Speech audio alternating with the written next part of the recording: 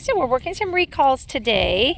So you really want to practice these with a leash on. Now we have a long line on because he's actually been getting better throughout the day. But the first time we did this, he was on a very short leash. We are using the word here. Same thing, yes, when he's doing it right, and then okay to release. So you're still following the 3 parts communication, but your leash is on for backup, because if Shannon says here and he doesn't come, she's going to hold that pressure on that leash to remind him what she's going to do. Now, yeah, yes. So see that right there?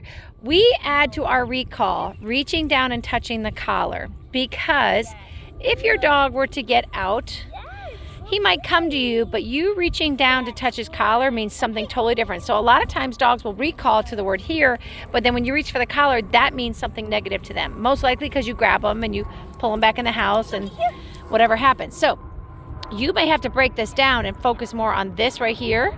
He should not move when Shannon reaches down to touch his collar. If she does, no, he's not going to get a treat. So reach down, touch the collar. Now at first you might have to treat and touch the collar at the same time, but look how many times Shannon's reinforcing for letting her touch his collar. So your recall might look different than somebody else's because your focus probably needs to be on the end. He's pretty good about coming when called right now. I say that, I probably jinxed you, sorry, but his problem is reaching down and touching the collar. So a lot of times that happens, especially with little dogs, because either A, they're doing something we want them to do, and the first thing we do is grab them and pick them up. Well, if you can't catch them, you can't pick them up and stop whatever behavior is happening. So little dogs learn real fast how to avoid getting picked up, right? Smokey, here.